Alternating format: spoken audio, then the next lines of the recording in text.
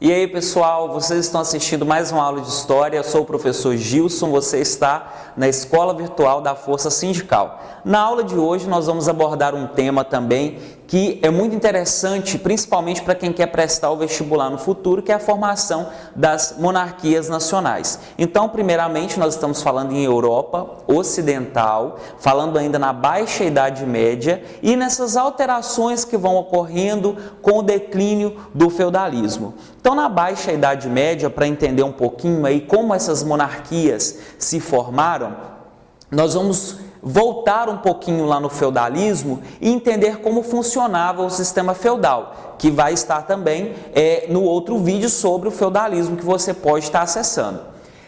O feudalismo, então, tinha o quê? Tinha um senhor feudal, tinham vários senhores feudais, essas pessoas elas tinham saído da cidade e ido para o campo, provocando aquele processo de ruralização, né, ou êxodo urbano na Europa. E agora, nesse momento, essas pessoas ainda em busca de proteção vão fazer o quê? Vão buscar agora um soberano, uma pessoa que era mais poderoso, nesse caso, o rei. Daí, essas monarquias nacionais, elas começam a se formar, elas começam a se montar ali pela Europa Ocidental. Nós temos a presença de várias monarquias, que eu vou estar falando ainda em um outro vídeo sobre a formação das monarquias nacionais, e você vai compreender que muitas foram as monarquias que hoje são potências mundiais, como por exemplo a Inglaterra. As únicas monarquias que não vão se formar são a Alemanha e a Itália.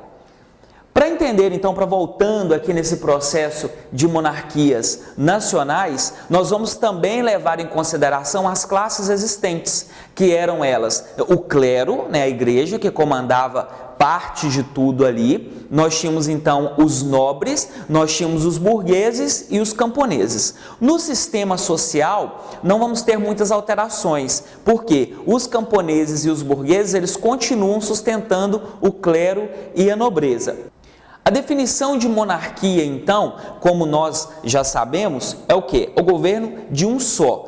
Além de tudo isso aqui que nós estamos falando, dessas mudanças ocorridas, as monarquias nacionais serviram também como uma padronização, para uma padronização fiscal ocorrida na Europa. Isso era muito difícil porque, ao invés de um reino, começaram a existir vários reinos, como por exemplo de Portugal, da Espanha, que eu vou estar falando para vocês daqui a pouquinho. Então, essa modificação nesse cenário atual, social e político, vai nos trazer o quê? Uma ideia de descentralização. Mas, na verdade, não era uma descentralização. Nós temos ali uma centralização de poder em pequenos reinos. E era muito difícil isso, existia essa complicação, porque dentro desses reinos nós tínhamos línguas diferentes, nós tínhamos costumes diferentes, nós tínhamos culturas diferentes. Então, esse foi um dos primeiros embates aí para a formação das monarquias nacionais. Os reis dessa época aqui, eles começam a assumir um caráter absolutista, né? Muito parecido com a monarquia, só que agora com um poder absoluto. Isso é muito importante destacar aqui, porque a igreja tinha muita influência aqui na questão de decisões do rei. Então, no governo absolutista, o rei ele vai começar a ser mais livre para tomar as suas decisões e para governar ali o seu reino, né? A sua parte da monarquia nacional. A burguesia, aqui ela também vai ter papel muito importante porque ela vai ajudar na consolidação das monarquias nacionais e isso vão formar uma aliança. Então, os reis e os burgueses, eles formam uma aliança.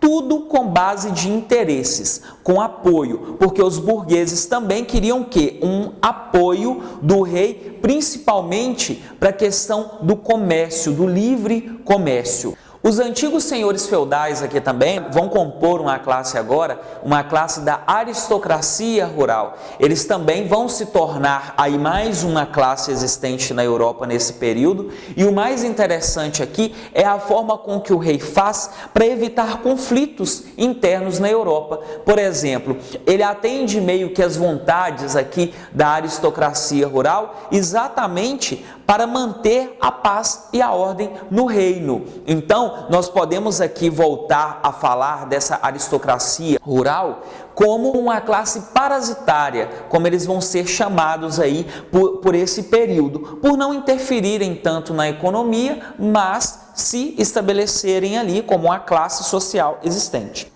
Essas monarquias nacionais só vão ter o seu declínio lá no século XVIII com a Revolução Francesa. Outro ponto importante também que nós devemos destacar aqui foi a dificuldade de organização entre os poderes existentes naquela época, entre os nacionalistas, os universalistas e os particularistas. Então, esses três poderes, eles vão entrar aqui em choque por causa da divergência de ideias.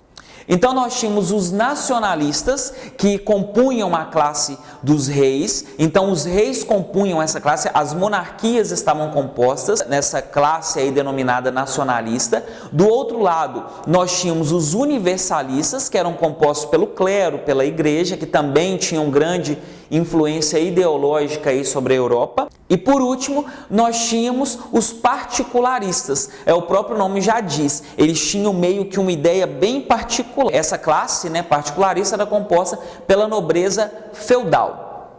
Então é isso, pessoal. Agora você pode acessar o segundo vídeo para consolidar aí o seu aprendizado, falando sobre a formação das monarquias, tá? Vejo você lá, até a próxima.